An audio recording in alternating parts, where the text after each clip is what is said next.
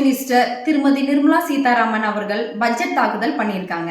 இது இளைஞர்களின் சக்தியை மையமா கொண்டு உருவாக்கப்பட்ட திட்டம் அப்படின்னு தான் நம்ம சொல்ல முடியும். ஸோ இது இளைஞர்களுக்கான திட்டம் கொண்டு வந்திருக்காங்க. அதை ஒரு சில விஷயங்களை நம்ம இப்போ பார்க்கலாம். ஃபர்ஸ்ட் பார்த்துட்டிங்கன்னா, உலக நாடுகள் முழுக்கவே ஏஐ ரொம்ப ஒரு மெஜாரிட்டியாக இருக்குதுங்க. எல்லாத்துக்குமே தெரியும். எங்கே பார்த்தாலும் ஏஐ தான் யூஸ் பண்ணுறாங்க. ஸோ அந்த மாதிரி இருக்கக்கூடிய ஏஐ நம்ம மாணவர்கள் ஈஸியாக கற்றுக்கொள்ளும் விதமாக என்ன பண்ணியிருக்கிறாங்கன்னா, ஒரு சில ஸ்கூல்ஸு அதுக்கப்புறம் காலேஜிலெல்லாம் கொண்டு வரலாம் அப்படின்ட்டு ஏவிஜிஎல் கண்டென்ட் கிரியேட்டர் லேப் அப்படின்றத ஒன்று அனௌன்ஸ் பண்ணியிருக்கிறாங்க. இது முதல் கட்ட நடவடிக்கையாக 1500 பள்ளிகளிலும் 500 கல்லூரிகளும் கொண்டு வரதா இருக்காங்க. நெக்ஸ்ட் பார்த்துட்டிங்கன்னா சிறு குறு தொழில் தொடங்குவதற்காக 10,000 ரூபாய் கோடி நிதி ஒதுக்கீடு செஞ்சுருக்காங்க. இது மூலயமா நிறைய சிறு குறு தொழில்களாக இம்ப்ளிமெண்ட் ஆகிறதுக்கும் இன்க்ரீஸ் ஆகிறதுக்கும் ரொம்ப யூஸ்ஃபுல்லாக இருக்குது.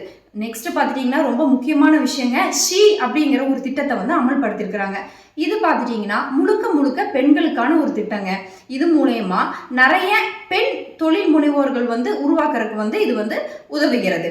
நெக்ஸ்ட் பார்த்துட்டிங்கன்னா, ஒரு நார்மலான வில்லேஜு அப்புறம் நார்மலான ஊரில் இருந்தாலும் நல்லா படித்து வேலைக்கு பார்த்துட்டிங்கன்னா அங்கே வேலை வாய்ப்பு கொஞ்சம் குறைவாக இருக்கிறதுனால வெளி ஊர்கள் இல்லாட்டி பக்கத்து ஊர்கள் இந்த மாதிரியெல்லாம் போகிறதுக்கான மாவட்டங்கள்லாம் போய் வேலை செய்கிறதுக்கான வாய்ப்பு இருக்குது. அப்படி இருந்தாலுமே கூட பாதி செலவு அவங்களுக்கு அந்த விடுதிக்கே போயிடுதுங்க. ஒரு நார்மலான சேலரி வாங்கினாங்கன்னா அது பாதி அதுக்கே ஸ்பெண்ட் பண்ணிடுறாங்க.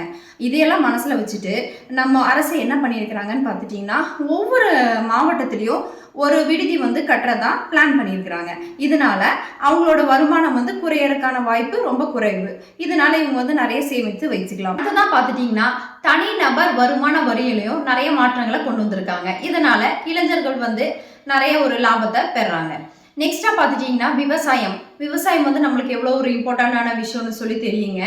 ஸோ விவசாயத்தில் பாரத் விஸ்தார் அப்படிங்கிற ஒரு ஸ்கீமை இம்ப்ளிமெண்ட் பண்ணியிருக்கிறாங்க. இது என்னன்னு பார்த்துட்டிங்கன்னா, கிராமப்புற மக்கள் எல்லாம் நிறைய பேர் இருப்பாங்க. விவசாய ரிலேட்டடாக நிறைய கொஸ்டின்ஸ் எல்லாம் வருங்க.